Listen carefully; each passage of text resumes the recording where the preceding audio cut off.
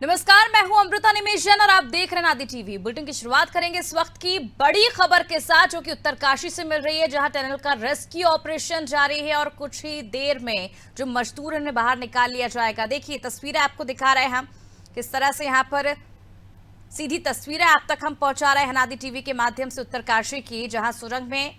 17 दिन से फंसे मजदूरों को अब जल्द ही बाहर निकाल लिया जाएगा। सुरंग में रेस्क्यू का काम जोरों शोरों से चल रहा है, या ये भी कह सकते हैं कुछ ही घंटों का वक्त अब बचा है जब ये मजदूर सुरक्षित बाहर निकाल लिए जाएंगे। देखिए किस तरह से यहाँ पर जो एम्बुलेंस है वो भी मौजूद है, सुरक्षा के पुख्ता इंतजाम यहाँ पर किए गए हैं और ये भी ध्यान रखा गया है कि जैसे ही मजदूर बाहर निकलेंगे उन्हें तुरंत एम्बुलेंस के जरिए अस्पताल ले जाया जाएगा मेडिकल चेकअप के लिए।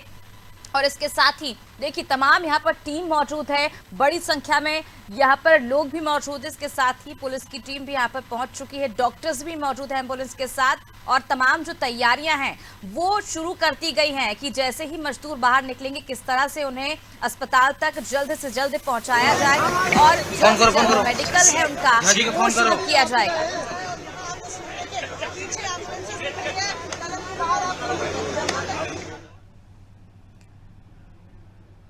चलिए, ज्यादा जानकारी के लिए हमारे साथ संवाददाता उत्तरकाशी से सोनू सिंह जुड़े हुए हैं। सोनू, अब ये कहा जा रहा है और ये अपडेट मिल रही है कि अब जल्द ही मजदूरों को किसी भी वक्त बाहर निकाला जा सकता है, क्या कुछ जानकारी?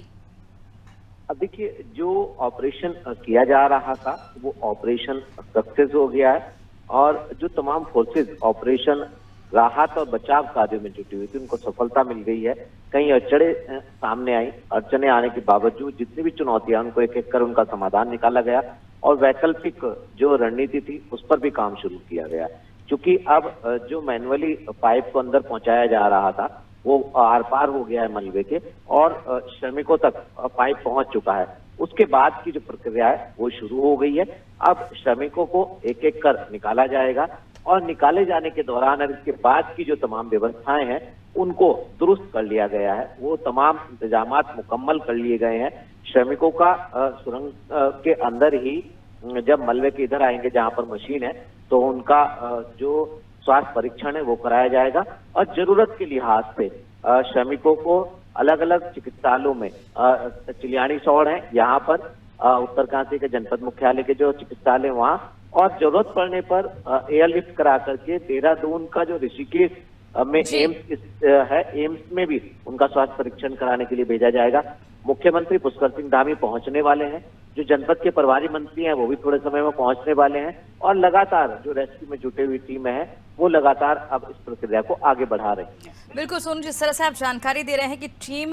पहुंच चुकी है, काफी नजदीक है मजदूरों के, क्या लगता है कितनी देर में एक के बाद एक मजदूरों को बाहर निकाला जा सकेगा और परिजनों का क्या कुछ कहना है, परिजनों के चेहरे किस तरह से खिल उठे हैं? अब देखिए, सभी के लिए एक बड़ी खुशी की बात है और जो बड़ा बिग अपडेट हम अपने दर्शकों को पहुंचा रहे हैं, क्योंकि हम लगातार इससे जुड़े तमाम जो अपडेट थे वो पल पल के अपडेट अपने दर्शकों तक लगातार हम पहुंचा रहे थे और ये भी हम इस वक्त का सबसे बड़ा अपडेट जो है, अब ब्रेकिंग खबर हम कह सकते हैं कि उन सभी दर्शकों तक पहुंचा रहे हैं कि जो श्रमिकों के परिजन है उन्होंने भी अब राहत की सांस ली है और श्रमिकों के परिजनों के साथ साथ मजदूरों में भी जो श्रमिक हैं वो और जो रेस्क्यू करने वाली तमाम टीमें हैं उनमें भी कहीं ना कहीं एक अच्छी खबर हम कह सकते हैं वो भी महसूस कर रहे हैं। चूंकि आगे की प्रक्रिया की जानी है, इनको सकुशल बाहर निकाला जाना है, उसमें थोड़ा वक्त लगेगा क्योंकि 41 श्रमिक हैं और एक एक कर निकाला जाएगा और किस तरह से एक ऑपरेशन के माध्यम से पाइप को वहां तक पहुंचाया गया तो इस पाइप के जरिए लाया जाएगा। हालांकि एनडीआरएफ, एसडीआरएफ, तमाम विशेषज्ञ और तमाम जो है उत्तराखंड सरकार, केंद्र सरकार के जो जानकार लोग हैं वो वहां पर मौजूद है। यहाँ तक कि सूचना महानिदेशक बंशीधर तिवारी भी मौके पर ही तैनात है। तो ये तमाम अधिकारी जो है बहुत सावधानी के साथ इन सभी श्रमिकों को एक एक कर निकालेंगे और इसको निकालने की प्रक्रिया में थोड़ा वक्त जरूर लगेगा। उसके बाद स्वास्थ्य परीक्षण कराया जाएगा। स्वास्थ्य परीक्षण के चिकित्सकों के परामर्श के बाद जहां जैसी आवश्यकता होगी इन श्रमिकों को उसी लिहाज से इनको उपचार दिया जाएगा। तो कहीं ना कहीं उत्तरकाशी से, उत्तराखंड से आज की बड़ी खबर है ये और राहत भरी खबर है, जिसमें लगातार तमाम अवरोध सामने आ रहे थे। इन अवरोधों को, इन चुनौतियों को पार करते हुए रेस्क्यू टीमें जो हैं उनको सफलता मिली है और कहीं ना कहीं श्रमिकों के साथ साथ उन तमाम लोगों के लिए भी ये एक अच्छा संदेश है, जो लगातार अलग अलग स्थानों पर भगवान से प्रार्थना कर रहे थे इनकी खुशहाली की। अब इनको निकाला जाएगा। ये देखना होगा कि जितने भी श्रमिक हैं, इन श्रमिकों में किसकी तबीयत कैसी है और जो उपचार की आवश्यकता है वो किस श्रमिकों को किस स्तर के उपचार की आवश्यकता है, क्योंकि लगातार इनके परिजन मुख्यमंत्री और मुख्यमंत्री के जो सचिव हैं वो और जो प्रधानमंत्री के सचिव हैं वो और सभी लगातार जो जिम्मेदार जनप्रतिनिधि हैं, अधिकारी हैं, वो समय समय पर इनसे बातचीत करते रहे। मनोचिकित्सक हैं, उनका संवाद हुआ है, बीएसएनएल के माध्यम से हुआ है। एसडीआरएफ ने जो संवाद का एक सिस्टम स्थापित किया था, उस सिस्टम के तहत संवाद किया गया और इनके जो परिजन हैं उन्होंने भी इनसे बातचीत की है। तो इनका लगातार इनका जो मनोस्थिति है वो कहीं ना कहीं मजबूत बनी रहे, इस पर फोकस किया गया। अब तमाम जो मनोचिकित्सक हैं वो और जो और चिकित्सक हैं वो यहाँ पर मौजूद है, एम्बुलेंसेस पहुंच गई हैं और अब इनका स्वास्थ्य परीक्षण कराए जाने की प्रक्रिया को आगे बढ़ाया जाएगा। थोड़ा सा वक्त जरूर लग सकता है इसमें। बिल्कुल सोनू, थोड़ा सा वक्त जरूर लग सकता है और जल्द ही जो श्रमिक है वो बाहर निकल जाएंगे। कई संकट, कई परेशानियों के बाद, कई चुनौतियों को पार करते हुए जिस तरह से टीम 24 घंटे यहाँ पर काम करती रही और श्रमिकों को सुरक्षित बाहर निकालने के लिए जो प्रयास करती रही, और अब एनडीआरएफ की जो पहली टीम है उत्तरकाशी टनल में दाखिल भी हो चुकी है श्रमिकों को निकालने के लिए। अगर ऐसे में हम बात करें उस टीम की, तो क्या इस टीम की भी अब मेडिकल चेकअप किया जाएगा, क्योंकि 24/7 पिछले 17 दिन से ये टीम लगी हुई श्रमिकों के लिए? देखिए, बहुत अहम सवाल है। इन तमाम लोगों से जुड़ा हुआ जो फोर्स के कर्मचारी हैं, अधिकारी हैं, ये बहुत अहम सवाल है। इन तमाम उन अधिकारियों से, कर्मचारियों से जुड़ा हुआ जो राज्य सरकार के, केंद्र सरकार के अधिकारी और कर्मचारी हैं और लगातार बिना किसी आराम किए 24 घंटे 7 दिन वाली स्थिति में इन्होंने काम किया है। चुनौती आने के बावजूद भी लगातार रिस्क लेकर के काम किया है और ऐसे में कहीं ना कहीं इनकी सराहना करनी होगी। और बार बार प्रधानमंत्री ने जितनी बार भी मुख्यमंत्री से फोन पर अपडेट लिए, उस दौरान इन तमाम अधिकारियों की, कर्मचारियों की, इन श्रमिकों की जो बाहरी क्षेत्र से इस ऑपरेशन में जुटे हुए थे, इनकी सुरक्षा पर फोकस किया गया। आज की अगर कुछ समय पहले की हम बात कर ले तो जब मुख्यमंत्री वहां पर पहुंचे थे, कुछ शासकीय कार्यों के निस्तारण के लिए मुख्यमंत्री कुछ समय के लिए देहरादून पहुंचे थे। आज सुबह जब वहां पहुंचे तो समीक्षा बैठक मुख्यमंत्री ने की और सावधानी बरतने की जो इतिहास है वो मुख्यमंत्री ने इनको दिए। इसके साथ साथ जो तमाम यहाँ पर अधिकारी कर्मचारी हैं उनको भी मुख्यमंत्री ने इस बात को कहा है कि जितने भी श्रमिक सुरंग में इस ऑपरेशन में जुटे हुए हैं, इन सबकी सुरक्षा का भी ख्याल रखना होगा। तो कहीं ना कहीं ये वक्त है इनका हौसला अफजाई का, इनको प्रोत्साहित करने का और इनकी सुरक्षा का जिस तरीके से ख्याल रखा है, जिस टीम ने इनकी सुरक्षा का ख्याल रखा है, जिस लेकर के किस तरह से इन्होंने मैनुअल तरीके से इसकी खुदाई करी है और किस तरह से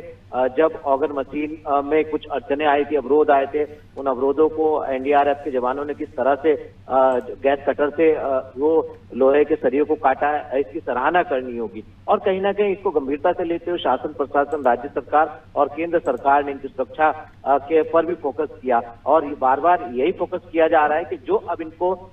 श्रमिकों को निकालने में टीम मुस्तैद है, जो कार्य कर रहे हैं, इनकी सुरक्षा का भी ख्याल रखना होगा। जिनको अंदर से निकाला जा रहा है उनकी भी सुरक्षा का ख्याल रखना होगा और जो निकाल रहे हैं इनकी भी सुरक्षा का सिस्टम को ख्याल रखना होगा। बिल्कुल सोनू, हर चीज़ का ख्याल रखना बेहद ज़रूरी है। बस चंद पल का और इंतजार है, उसके बाद ये सभी मजदूर 17 दिन बाद आज़ाद हो जाएंगे। परिजनों के चेहरों पे भी अब कहीं ना कहीं जो राहत है वो देखने को मिल रही होगी और पुलिस की बड़ी तादाद में यहाँ पर जो टीम है वो भी मौजूद है। तमाम लोग यहाँ पर मौजूद और इंतज़ार कर रहे हैं कि आखिर कब श्रमिक यहाँ पर बाहर निकलेंगे और अपने परिजनों से मिल सकेंगे। और सबसे बड़ा सवाल ये भी, क्योंकि लगातार हम देख रहे थे प्रधानमंत्री मोदी जो हैं वो भी अपनी नजरें बनाए हुए थे, विपक्ष भी कई तरह के सवाल उठा रहा था। क्या लगता है विपक्ष के लिए भी करारा जवाब होगा ये? देखिए, ये बात सही है कि जब से ये ऑपरेशन शुरू हुआ और जिस तरह की तकनीकी चैलेंजेस सामने आ रहे थे, उसको लेकर के जैसे जैसे समय बीत रहा था, तो जो इन श्रमिकों के परिजन हैं, जब वो यहाँ पहुंचे तो सुबह के समय वो एक उम्मीद और एक आस लेकर के यहाँ जहाँ पर रेस्क्यू ऑपरेशन चल रहा था यहाँ पहुंचते थे। लेकिन शाम के वक्त होते होते एक मायूसी उनको हाथ लगती थी। हालांकि सरकार ने इसको गंभीरता से लेते हुए जितने भी श्रमिक हैं इनके जो परिजन यहाँ पर इनके हालचाल जानने के लिए यहाँ पहुंचे, उनके आने जाने की, खान पान की, रहने की और यहाँ तक कि ऊनी और वस्त्रों की भी व्यवस्था सरकार ने करी। और खास तौर पर मुख्यमंत्री ने साफ तौर पर 2 टूक अधिकारियों को कहा था कि जो भी इनके परिचित है, इनकी आवाजाही के लिए वाहन की भी व्यवस्था टनल तक की जाए। तो ये तमाम इंतजाम भी किए गए, लेकिन जो सफलता है वो नहीं मिल पा रही थी और परिजन भी मायूस हो रहे थे और बार बार ये ढांढस बंधा रहे थे कि वो उनका इंतजार कर रहे हैं और यहाँ पर गंभीरता से रेस्क्यू ऑपरेशन को आगे बढ़ाया जा रहा है। प्रधानमंत्री स्वयं पल पल का अपडेट ले रहे हैं, मुख्यमंत्री स्वयं ग्राउंड जीरो पर जाकर के जहां एक और मुख्यमंत्री ने क्षेत्रीय देवताओं से प्रार्थना कर इनकी खुशहाली की प्रार्थना की, वहीं प्रधानमंत्री को भी पल पल का अपडेट दिया और मुख्यमंत्री प्रधानमंत्री के साथ साथ देश के अलग अलग स्थानों पर इन श्रमिकों की खुशहाली की, इनकी सुरक्षा की दुआएं अलग अलग मंदिरों में की जा रही थी। और ऐसे में विपक्ष ने भी इनकी खुशहाली का हवन किया था देहरादून की, अगर हम बात करें, और कई सवाल खड़े किए थे। हालांकि सत्ता पक्ष के लोगों ने बार बार इस बात को कहा था कि ये सियासत करने का समय नहीं है, एकजुट होकर के विपक्ष के तमाम नेताओं को ये वक्त है जब एक अच्छे सुझाव साझा करने का समय है। तो विपक्ष ने कई सवाल खड़े किए थे सत्ता पक्ष की कार्यप्रणाली को लेकर के, श्रमिकों की खुशहाली को और उनकी सुरक्षा को लेकर के। लेकिन अब हम इसको कह सकते हैं जिस तन्मयता से, जिस गंभीरता से, जिस सूझबूझ और रायशुमारी के बाद जो है विशेषज्ञों के मार्गदर्शन में इस ऑपरेशन को सफल ऑपरेशन करार दिया गया है, सफल हुआ है, तो अब विपक्ष को एक करारा, हम कह सकते हैं ये झटका, एक जवाब है सत्ता पक्ष की तरफ से कि ये बात साबित हो गई कि सत्ता पक्ष की तरफ से केंद्र सरकार या राज्य सरकार गंभीरता से इस काम को कर रही थी। वक्त जरूर लग रहा था और जितने अवरोध आए उन अवरोधों का समाधान किया और एक नहीं बल्कि कई विकल्पों पर लगातार काम किया जा रहा था और जो वर्टिकल ड्रिल है वो भी की जा रही थी और उसका भी काम अभी जारी है। लेकिन इन श्रमिकों की सुरक्षा सर्वोच्च थी और इनको सुरक्षित निकालना सरकार की सर्वोच्च प्राथमिकताओं में थी। यही वजह थी कि प्रधानमंत्री और मुख्यमंत्री लगातार गंभीर नजर आ रहे थे। अब विपक्ष को भी एक करारा जवाब होगा और विपक्ष के नेता अब क्या जवाब देंगे, किस तरीके के आरोप लगाएंगे, ये देखना होगा। लेकिन इसमें जो सियासत हुई थी वो सियासत नहीं होनी चाहिए थी। सत्ता पक्ष बार बार इस बात को कह रहा था कि सरकार बहुत गंभीरता से इस ऑपरेशन को अंजाम तक पहुंचाने की कवायद में जुटी हुई है। बिल्कुल, कहीं ना कहीं इस पूरी टीम ने और इस ऑपरेशन ने कहीं ना कहीं विपक्ष को ये जवाब दे दिया होगा, क्योंकि अब बस कुछ ही चंद पल यहाँ पर इंतजार और करने पड़ेंगे। 17 दिन बीत चुके हैं जब श्रमिक यहाँ पर सुरक्षित सबके सामने होंगे और क्या कुछ व्यवस्थाएं जो हैं वो बाहर नजर आ रही हैं, क्या कुछ तैयारियां की जा रही हैं। और अगर हम बात करें, कल हमने देखा था किस तरह से जब प्रधानमंत्री के प्रधान सचिव यहाँ पर पहुंचे थे, उनसे बातचीत कर रहे थे, मजदूरों का हालचाल जान रहे थे, खाने पीने की डिमांड भी कुछ सामने आई थी। तो खाने पीने को लेकर भी क्या कुछ इंतजाम किए जा रहे हैं और किस तरह की तैयारियां यहां पर देखने को मिल रही है? देखिए, चूंकि कुछ शुरुआती दौर में कोई ऐसा जरिया नहीं था कि इन श्रमिकों को खाद्य सामग्री, रसद सामग्री पहुंचाई जा सके और किस तरह की खाद्य सामग्री उपलब्ध कराई जाए। हालांकि जब ऑपरेशन शुरू हुआ, राहत और बचाव कार्य शुरू हुए, तमाम जो फोर्सेज हैं, तमाम पुलिस फोर्स और जो रेस्क्यू करने वाली टीमें वो मौके पर पहुंची, तो उस वक्त एक छोटे से पाइप के जरिए इनको ऑक्सीजन उपलब्ध कराई गई और फिर इनको खाद्य सामग्री शुरुआती दौर में लिक्विड फॉर्म में इनको रसद पहुंचाई गई और खिचड़ी, पुलाव, उस टाइप की जो वस्तुएं थी वो उपलब्ध कराई गई। धीरे धीरे फिर कुछ छोटे छोटे साइज के वस्त्र भी इनको भेजे गए और उसके बाद फिर जिस तरीके की अंदर से संवाद जब स्थापित हो गया तो कुछ दवाइयों की डिमांड की गई थी और जैसे ही दवाइयों की डिमांड की गई तो दवाई भी उपलब्ध कराई गई और उसके बाद फिर खाने के जो मेन्यू था उसमें बदलाव किया गया और डिमांड के अनुरूप जो खाद्य सामग्री है, जो खाना था वो उपलब्ध कराया गया। चूंकि ये अंदर एक सीमित दायरे में थे और जिस तरह से वहां पर रह करके मनोदशा में कुछ बदलाव होता हुआ दिखाई दे रहा था, उस लिहाज से खाने को उपलब्ध कराया गया। और मनोचिकित्सक बार बार इनसे बात कर रहे थे, मुख्यमंत्री के साथ साथ तमाम अधिकारियों के साथ साथ चिकित्सक भी बार बार बात कर रहे थे इनके परिजनों के साथ साथ, और ये जो जिस तरीके की ये लोग मांग कर रहे थे वो उपलब्ध कराया जा रहा था जितना संभव हो पा रहा था। अब देखना होगा कि चिकित्सक जो है किस तरीके के परामर्श जो इनको देंगे, किस तरीके का खाना इनको अभी फिलहाल दिया जाएगा और उपचार के दौरान जो है कितने समय तक इनको अस्पताल में इनका उपचार किया जाएगा और जो स्वास्थ्य परीक्षण है उसके रिपोर्ट के आधार पर ही इनको ये जो सिस्टम है, सरकारी तंत्र जो है वो ये सुनिश्चित करेगा कि आखिर किस श्रमिक को किस जगह पर उपचार दिए जाने की आवश्यकता है। फौरी तौर पर एम्बुलेंसेज मौके पर है और एम्बुलेंस के साथ साथ जो तमाम चिकित्सक हैं वो मौके पर हैं, और जैसे ही ये एम्बुलेंस तक पहुंचेंगे तो प्राथमिक तौर पर जो उपचार दिए जाने वाला है, उपचार दिया जाएगा और आवश्यकता अनुसार फिर अस्पताल तक इनको पहुंचाया जाएगा। बिल्कुल, जिस तरह से जानकारी मिल रही है कि उनके परिजनों को भी कहा गया है कि उनके कपड़े वगैरह तैयार रखें और जैसे ही उनको बाहर निकलेंगे उन्हें तुरंत अस्पताल ले जाया जाएगा। सवाल ये भी सोनू, क्योंकि 60 साल पहले भी उत्तरकाशी टनल योजना को रोकना पड़ा था और कई कारण उसके पीछे सामने आए थे। पहाड़ में पानी का रिसाव, जमीन के नीचे हलचल और कई तरह की ऐसी रीजंस थे। लेकिन इस बार जब इसे शुरू किया गया तो आखिर क्या वजह रही थी जो इस तरह के हालात बने, और आने वाले भविष्य में किस तरह की सतर्कता है वो सरकार की तरफ से बरती जाएगी? देखिए, ये बहुत अहम सवाल है अमिताभ का, कि क्योंकि अगर आपको विकास करना है तो आपको विकास और साथ साथ जो पर्यावरण है उसका एक संतुलन बनाना होगा, और चाहे वो इकोनॉमिकल संतुलन हो, चाहे वो इकोलॉजिकल संतुलन हो। और ऐसे में क्योंकि ये जो एरिया है ये मध्य हिमालय का एरिया है और इससे आसपास की अगर हम बात करें तो उच्च हिमालयी क्षेत्र शुरू हो जाता है। तो इस क्षेत्र में जो यहाँ के पर्वत श्रृंखलाएं हैं इनकी किस तरीके की स्थिति है, खास तौर से भूवैज्ञानिकों से जब हमने बातचीत की तो उनका साफ तौर पर यही कहना था कि इस क्षेत्र के जो पर्वतीय इलाके हैं वो उतना स्ट्रांग नहीं है, यानी कच्चे पहाड़ हम इसको सामान्य भाषा में कह सकते हैं। और ऐसे में इन कच्चे पहाड़ों के लिहाज से ही आपको विकास के कार्यों को अंजाम तक पहुंचाना होगा। तो कहीं ना कहीं ये एक सबक है सिस्टम के लिए, सरकारी तंत्र के लिए और आने वाले भविष्य के लिए, कि आपको जब विकास के बड़े प्रोजेक्ट स्थापित करने होंगे, खासतौर से पर्वतीय क्षेत्रों में, विषम भौगोलिक परिस्थिति वाले इस राज्य के ऊंचाई वाले क्षेत्रों में, अगर आपको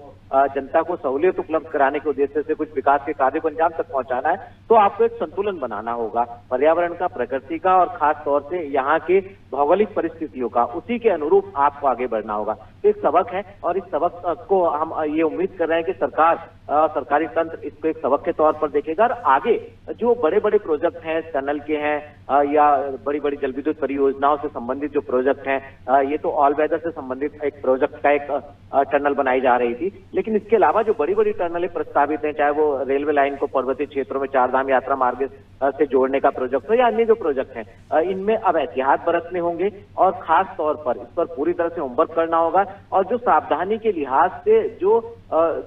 वैकल्पिक व्यवस्थाएं सुरंग बनाने के दौरान होती हैं उनको भी गंभीरता से आगे बढ़ाना होगा, तभी जाकर के विकास के कार्य सही दिशा में आगे अंजाम तक पहुंच पाएंगे। बिल्कुल, हर तरफ ध्यान रखना होगा कि किस तरह से विकास जब हम करते हैं तो किन चीज़ों, किन पहलुओं पर विचार करना चाहिए, किस तरह से सर्वे करना चाहिए। लेकिन सोनू, एक सवाल ये भी, जब हिमालय पर निर्माण होता है तो एक कई बड़े चैलेंजेस होते हैं। सबसे बड़ा चैलेंज होता है बदलती चट्टानें और पानी। ऐसे में क्या लगता है, और ऐसे में जब श्रमिकों की जो आमदनी होती है बेहद कम होती है और ऐसे में इस तरह की जब स्थितियाँ उत्पन्न होती है तो कई तरह के सवाल उठाने भी लाजमी हो जाते हैं। देखिए, ये श्रमिकों के लिहाज से और खास तौर से उनके लिहाज से जो भी कर्मचारी, चाहे वो सरकारी हैं, गैर सरकारी हैं, ठेका प्रथा पर काम कार्य कर रहे हैं, उनकी सुरक्षा के, जानमाल की सुरक्षा के और खास तौर से उनकी आर्थिक सुरक्षा के लिहाज से ये सवाल बहुत महत्वपूर्ण हम कह सकते हैं, क्योंकि जो मैदानी क्षेत्रों में श्रमिक काम करते हैं वो उनकी सुरक्षा कम से कम वो साफ तौर पर दिखाई देती है, लेकिन जो पर्वतीय क्षेत्रों में विषम भौगोलिक परिस्थितियों में जहां पर सुबह और शाम का तापमान गर्मियों के समय में भी मैदानी क्षेत्रों की तुलना में ठंडा होता है, यानी मौसम का मिजाज अक्सर बदलता रहता है पर्वतीय क्षेत्रों में, और इस ऐसी स्थिति में रिस्क लेकर के काम करना, जान जोखिम में डाल करके काम करना, ये कहीं ना कहीं जो सिस्टम है, चाहे वो ठेकेदारी प्रथा से जुड़ा हो, चाहे वो सरकारी व्यवस्था से जुड़ा हो, उस सिस्टम को भी इस दिशा में और गंभीरता से पहल करने की आवश्यकता है, ताकि इनकी सुरक्षा हो, आर्थिक सुरक्षा हो, जानमाल की सुरक्षा हो और जो श्रमिक काम करते हैं अब इनका मनोबल जो है वो टूटता हुआ दिखाई ना दे, बल्कि जिस तरह से श्रमिक पहले ही बड़े बड़े प्रोजेक्टों में काम करते हुए नजर आए, इसी अनुपात में आगे भी ये क्षेत्र है उत्तरकाशी का या अन्य क्षेत्र है जहां पर बड़े बड़े जो परियोजनाएं प्रस्तावित है, वहां पर जब उनका काम होगा तो उस दौरान श्रमिक बड़ी संख्या में काम करते हुए नजर आएंगे, ये उम्मीद की जा सकती है। बिल्कुल सोनू, उम्मीद की जा सकती है। और ऐसे में सवाल ये भी, क्योंकि हमने देखा और कुछ ही समय बस बचा है जब श्रमिक जो है बाहर सुरक्षित बाहर निकलेंगे, और इसे लेकर जो सीएम धामी उन्होंने भी ट्वीट कर अपनी खुशी जाहिर की है। प्रधानमंत्री नरेंद्र मोदी लगातार इस पूरे ऑपरेशन पर अपनी नजरें बनाए हुए थे, क्या उस तरफ से भी किसी तरह की कोई प्रतिक्रिया सामने आई है? देखिए जो पीएमओ के जो अधिकारी हैं उनसे हमारी बातचीत हुई है और थोड़े समय में ही प्रधानमंत्री की तरफ से भी प्रतिक्रिया सबके सामने होगी।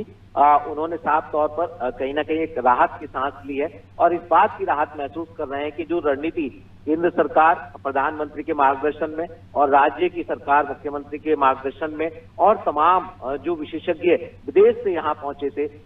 ये जो एक रणनीति के तहत कार्य किया जा रहा था, निश्चित तौर पर ये जो ऑपरेशन सफल हुआ है उसमें अब जो यहाँ पर पहले से डेरा डाले हुए थे, पहले से यहाँ पर तैनात थे, जब से ये मामला सबके संज्ञान में आया तो कहीं ना कहीं अब राहत की सांस ले रहे हैं। चाहे वो केंद्र सरकार के सीनियर अधिकारी हों, चाहे वो राज्य सरकार के अधिकारी हों, चाहे वो जनप्रतिनिधि हों, कहीं ना कहीं राहत महसूस कर रहे हैं और इस प्रक्रिया को भी बारीकी से देख रहे हैं कि जब एक के बाद एक श्रमिकों को बाहर निकाला जाएगा और ये सकुशल सब स्वास्थ्य परीक्षण के लिए बाहर होंगे तो कहीं ना कहीं इस नजारे को भी देश और दुनिया के लोग देख रहे होंगे। तो उसके बाद ही ये उम्मीद की जा रही है कि प्रधानमंत्री की तरफ से कोई प्रतिक्रिया सबके सामने होगी। बिल्कुल सोनू, और ये भी समझना चाहेंगे क्योंकि एनडीआरएफ की टीम जो है पाइप के जरिए मजदूरों तक पहुंच गई और ऐसे में क्या एनडीआरएफ टीम जब मजदूरों को लेकर बाहर निकलेगी तो किसी तरह का कोई रिस्क तो नहीं होगा? टीम का क्या कुछ कहना है? और रिस्क तो है ही इसमें, क्योंकि वो जगह जो है जिस तरह की है और जिस तरह से सुरंग में भूधसाव हुआ है और जब इसको मलबे को हटाए जाने के पहले चरण की जो कोशिशें थी वो की गई और उसके बाद फिर से भूधसाव होने लगा, यानी जहाँ सुरंग बनी हुई थी वहीं पे ऊपर से फिर से मलबा गिरने लगा, तो सिस्टम के लिए एक बड़ी चुनौती खड़ी हो गई थी। तो ऐसे में जब तक इनको सकुशल सुरंग से बाहर नहीं निकाल लिया जाता तब तक कुछ भी कहना बहुत ज्यादा जल्दबाजी होगी। बहरहाल अभी हमें थोड़ा सा इंतजार करना होगा और जब तक ये एनडीआरएफ की टीम जो है, जो फोर्सेस हैं ये रेस्क्यू करने वाली टीमें, जब तक इनको पूरी तरह से निकाल नहीं लेते हैं थोड़ा सा हमें इंतजार करना होगा और तब तक कुछ भी कहना जल्दबाजी होगी। बहुत बहुत शुक्रिया सोनू तमाम जानकारी के